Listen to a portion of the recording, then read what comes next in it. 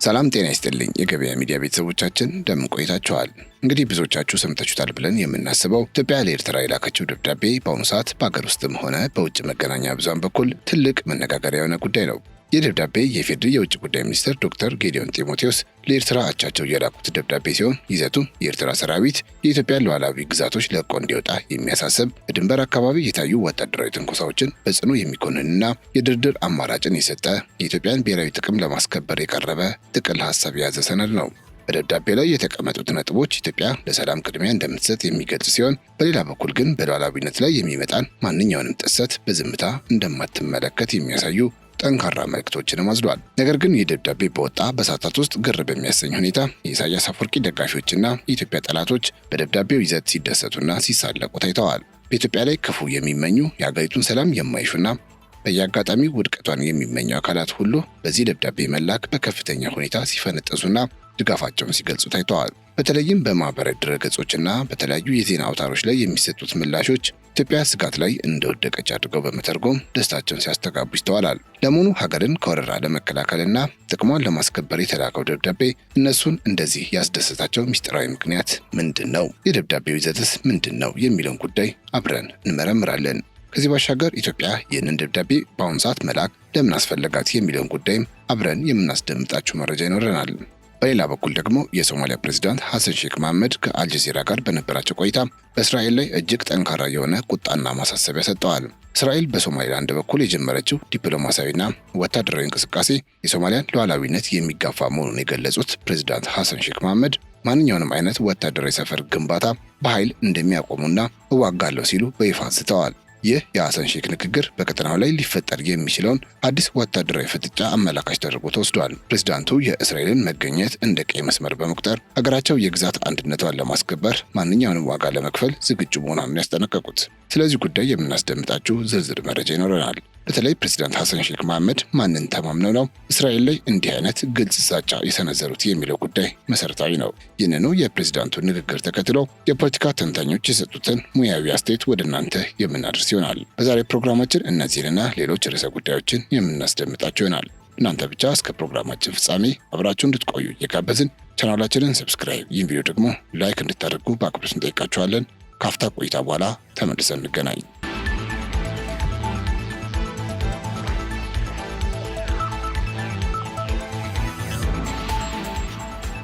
የመጀመሪያ መረጃችን የሚሆነው ከሶማሊያ ጋር የተያያዘ ጉዳይ ይሆናል። የሶማሊያ ፕሬዝዳንት ሐሰን ሼክ መሐመድ ከአልጀዚራ ጋር ባደረጉት ቆይታ እስራኤል በሶማሊላንድ በኩል እያሳየች ያለውን ዲፕሎማሲያዊና ወታደራዊ ፍላጎት ህገወጥና አደገኛ ሲሉ አውግዘዋል። ፕሬዝዳንቱ እስራኤል ለሶማሊላንድ የሰጠችው እውቅና የሶማሊያን የግዛት አንድነት በቀጥታ የሚጋፋ ተግባር መሆኑን ገልጸው የኔታንያሁ መንግስት ከዚህ ድርጊቱ በአስቸኳይ እንዲታቀብ ጥሪ አቅርበዋል። ፕሬዝዳንት ሐሰን ሼክ መሐመድ እስራኤል በሶማሊላንድ ግዛት ውስጥ የጦር ሰፈር ለመመስረት እያደረገችው ነው የተባለውን እንቅስቃሴ ፈጽሞ የማይታሰብ ሲሉ አጣጥለውታል። ሶማሊያ ማንኛውንም አይነት የውጭ ጦር ያለ ፌዴራሉ መንግስት ፍቃድ በግዛቷ ላይ እንዲሰፍር አትፈቅድም ያሉት ፕሬዝዳንቱ ይህንን ሙከራ በወታደራዊ አቅም ለመመከትና ራስን ለመከላከል እዋጋለሁ ሲሉ ግልጽ ማስጠንቀቂያ ሰጥተዋል።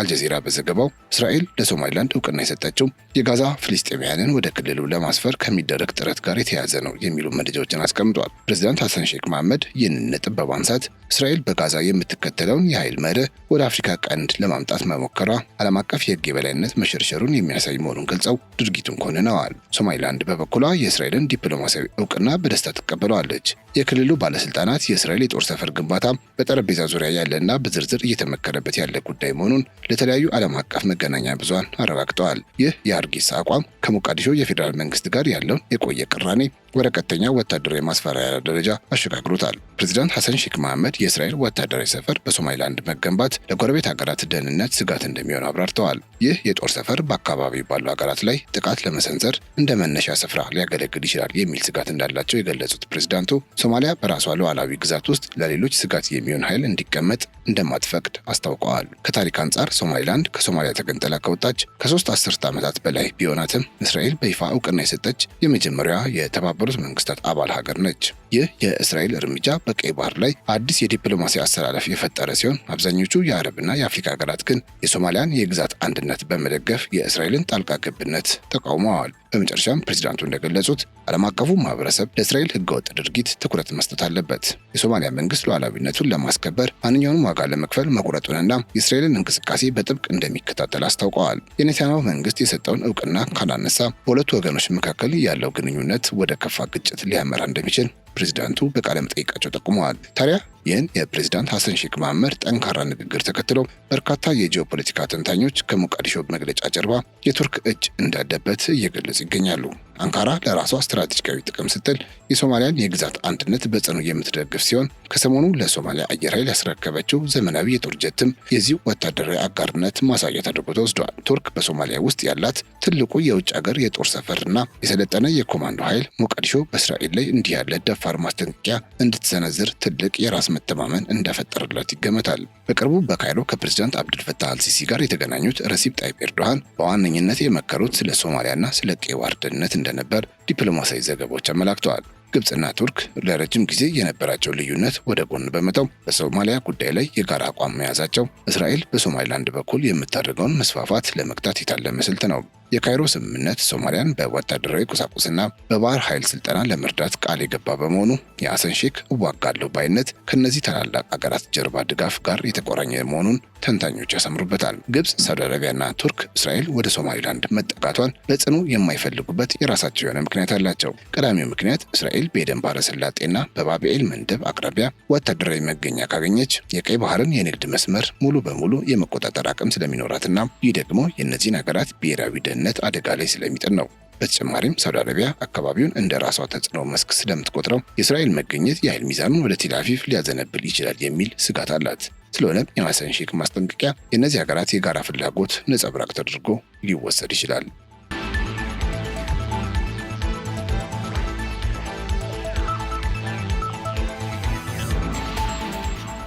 ቀጣዩ መረጃችን የሚሆነው የኢትዮጵያ መንግስት ለኤርትራ የላከው ይፋዊ የድንበር ማስጠንቀቂያ ደብዳቤ ነው። የኢፌዴሪ የውጭ ጉዳይ ሚኒስትር ዶክተር ጌዲዮን ጢሞቴዎስ ለኤርትራው አቻቸው ኦስማን ሳላህ በላኩት በዚህ ደብዳቤ የኤርትራ ሰራዊት በሰሜን ምስራቅ ኢትዮጵያ በኩል ዘልቆ በመግባት ሉዓላዊ ግዛቶችን ተቆጣጥሮ እንደሚገኝ በይፋ ከሰዋል። አዲስ አበባ ይህንን የድንበር ጥሰት ፍጹም ወረራ ስትል የፈረጀችው ሲሆን የኤርትራ ጦር የያዛቸውን አካባቢዎች በአስቸኳይ ለቆ እንዲወጣ ጥብቅ ትዕዛዝ አስተላልፋለች። ኢትዮጵያ በደብዳቤዋ ላይ የኤርትራ መንግስት በሰሜን ምዕራብ አቅጣጫ ከሚንቀሳቀሱ አማጺ ቡድኖች ጋር ወታደራዊ ጥምረት መፍጠሩንም ገልጻለች። አስመራ ለታጣቂዎች ቀጥተኛ የቁሳቁስ የገንዘብና የሎጂስቲክስ ድጋፍ እያደረገች መሆኑን የጠቀሰው ይኸው መረጃ ይህ ተግባር የሀገሪቱን የውስጥ ሰላም ለማናጋት የታለመ ጸብጫሪነት መሆኑን ገልጿል። ቀደም ሲል መንግስት ኤርትራ ለታጣቂ ኃይሎች ድጋፍ ታደርጋለች ሲል የሰነዘረውን ወቀሳ አሁን በይፋዊ የዲፕሎማሲያዊ ሰነድ በማረጋገጥ የክሱን ደረጃ ከፍ አድርጎታል። በደብዳቤው ላይ እጅግ ትኩረት የሚስበውና አዲስ መረጃ ሆኖ የቀረበው ነጥብ ግን ኢትዮጵያ ከኤርትራ ጋር ያለውን ፍጥጫ ለመፍታት ያቀረበችው የድርድር አማራጭ ነው። የኤርትራ ሰራዊት ከኢትዮጵያ ግዛት የሚወጣ ከሆነ መንግስት የአሰብ ወደብንና የባህር መዳረሻን ጉዳይ ጨምሮ ሁሉንም የጋራ ጥቅሞች በጠረጴዛ ዙሪያ ለመፍታት ዝግጁ መሆኑን ገልጿል። ይህ አቀራረብ ኢትዮጵያ ለዘመናት የቆየውን የባህር በር ጥያቄ ከድንበር ደህንነት ጋር በማጣመር የኤርትራን መንግስት ወደ ሰላማዊ ድርድር ለመሳብ የተጠቀመችበት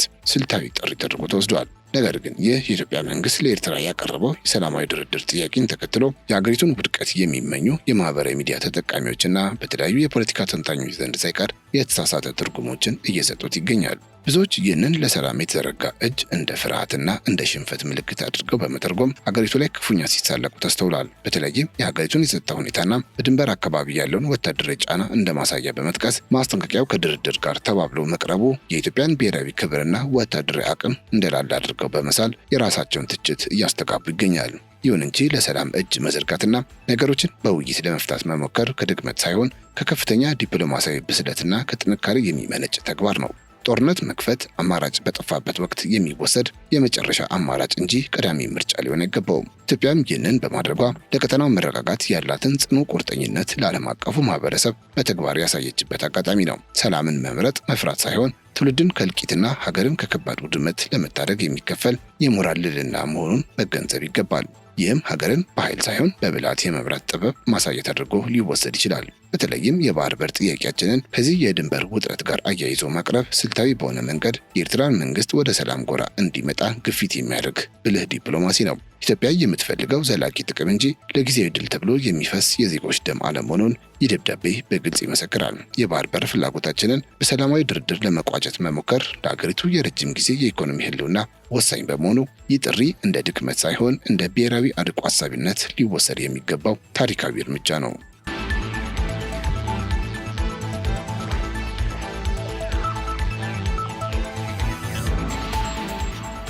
ከዚሁ ከደብዳቤው መረጃ ሳንወጣ የኢትዮጵያ መንግስት ባለፉት ጥቂት ቀናት በድንበር አካባቢ የታዩት ወታደራዊ ለውጦች ኤርትራ ለሰላም ፈቃደኛ አለመሆኗን የሚያሳዩ ናቸው ብሏል። በተደጋጋሚ የቀረቡ የዲፕሎማሲ ጥያቄዎች ሰሚ ባለማግኘታቸውና ድንበር አካባቢ ያለው የጦር እንቅስቃሴ በመጨመሩ ኢትዮጵያ ሉዓላዊነቷን ለማስከበር ማንኛውንም አስፈላጊ እርምጃ ለመውሰድ እንደምትገደድ ፍንጭ ሰጥታለች።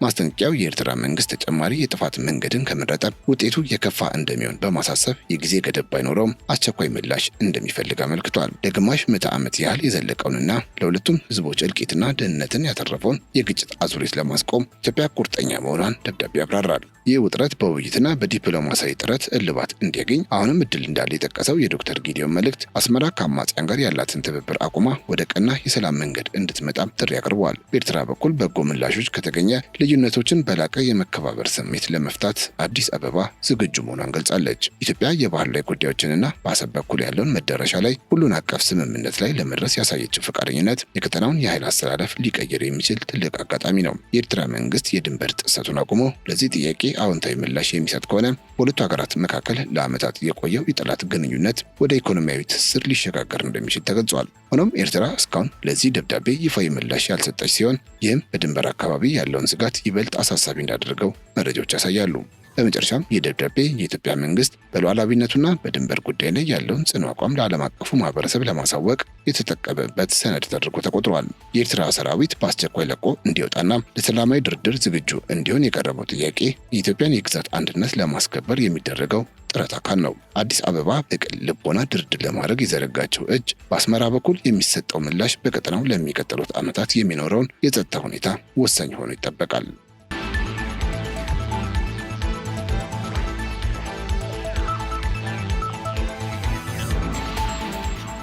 በጥቅሉ ግን የአፍሪካ ቀንድ ሀገራት አሁን የሚገኙበት ሁኔታ የዲፕሎማሲው ጥረትና የወታደራዊ ዝግጅት ጎን ለጎን እየተራመዱበት ያለ አሳሳቢ ወቅት ላይ ደርሷል። ከሞቃዲሾ እስከ አዲስ አበባ የሚሰሙት ማስጠንቀቂያዎች በአንድ በኩል ቀጠናው የውጭ ኃይሎች መፈራገጫ እንዳይሆን የሚከላከሉ ብሔራዊ ጋሻዎች ተደርገው የተቆጠሩ ቢሆንም በስተጀርባ ያሉት የሀያላን ሀገራት ፍላጎቶች ግን ነገሮችን ይበልጥ ውስብስብ ያደርጓቸዋል። ቱርክና ግብጽ በሶማሊያ በኩል፣ ኤርትራ ደግሞ በኢትዮጵያ ድንበር በኩል የሚከተሉት ስልት በቀጠናው ላይ አዲስ የኃይል ሚዛን ለመፍጠር የሚደረግ ሩጫ መሆኑን መገንዘብ ይቻላል። ይህም በአካባቢው ላይ የቆየውን የሰላም እጦት ወደ ተባባሰ አቅጣጫ እንዳይወስደው ስጋት እየፈጠረ ይገኛል። ኢትዮጵያ ለሰላም የዘረጋቸው እጅና የባህር በር ጥያቄን ከድንበር ደህንነት ጋር አያይዛ ያቀረበችበት ብልህነት ለኤርትራ መንግስት ብቻ ሳይሆን ለመላው የቀጠናው ተዋንያን ትልቅ የቤት ስራ ጥሎ ያለፈ ጉዳይ ነው። ይህ ጥሪ ከአስመራ በኩል የሚሰጠው ምላሽ ምንም ይሁን ምን ኢትዮጵያ ሉዓላዊነቷን ለማስከበር ያላትን ቁርጠኝነትና ለዘላቂ ብሔራዊ ጥቅሟ የምትከፍለውን ዋጋ ለዓለም አቀፉ ማህበረሰብ አስረግጣ የገለጸችበት ታሪካዊ ሰነድ ሆኖ ይቆያል።